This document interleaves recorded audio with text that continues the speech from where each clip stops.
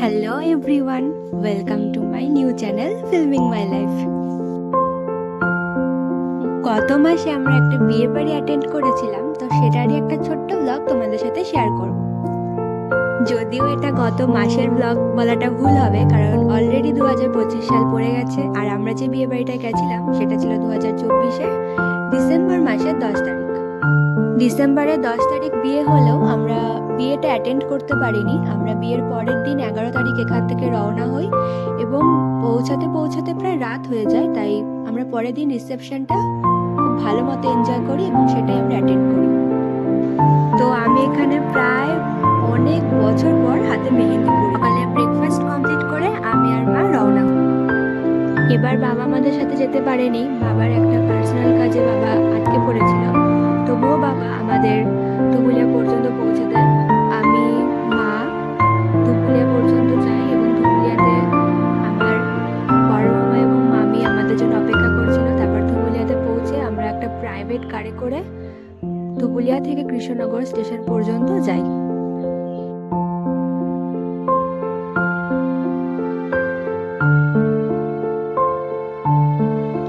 এখানে ভাই ভীষণ এক্সাইটেড, অনেক দিন পর আমরা সবাই মিলে একসাথে ঘুরতে বেরিয়েছি।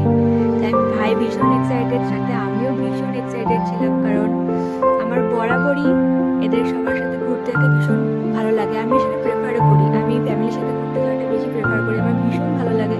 তো বেশ অনেক বছর পর আমি, মা, আমার মাসি, মেসো, মামা, মামি সবাই মিলে ঘুরতে যাই। তো জার্নিটা ভীষণ ভীষণ মেমোরেবল আমার কাছে, ভীষণ।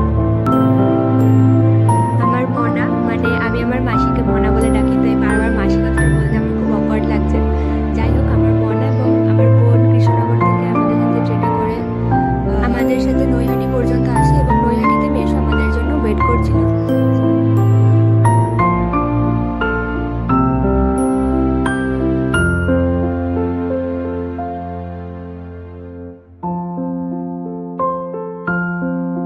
নৈহাটি থেকে ইন্টারসিটি করে আমরা দুর্গাপুর পৌঁছাই। নৈহাটিতে ইন্টারসিটি টাইম ছিল 5:55, সন্ধ্যায় 5:55। আমরা দুর্গাপুর গিয়ে পৌঁছাই প্রায় 8:30।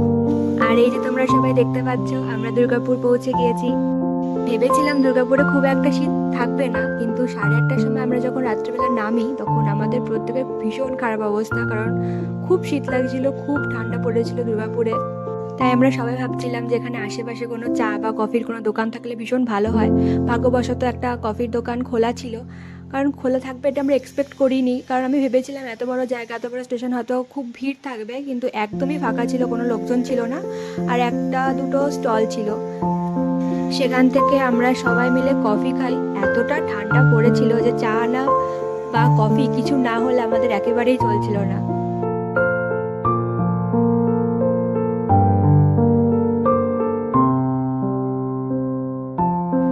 আর এই দুর্গাপুর স্টেশন থেকে বাইরে বেরিয়ে আমি আশেপাশে জায়গাটা একটু ভিডিও করছিলাম।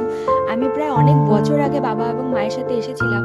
বাবার সাথে আমি যে কবারই এসেছি দুর্গাপুরে, বাবা মাকে বরাবরই ট্রেনে করেই নিয়ে এসেছে, তাই একটুকু চেনা লাগছিল না, কিন্তু নেমে ভীষণ এক্সাইটেড লাগছিল। বিয়ে বাড়িতে যাব, ওদের সাথে দেখা হবে, 1 বছর পর দেখা হবে, তো আমি ভীষণ সেটা নিয়ে এক্সাইটেড ছিলাম।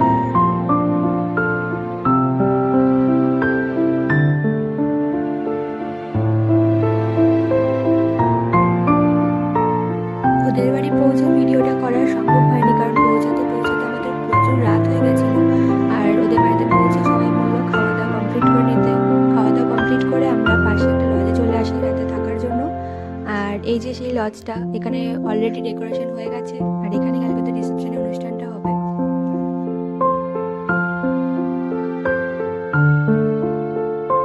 আশা করি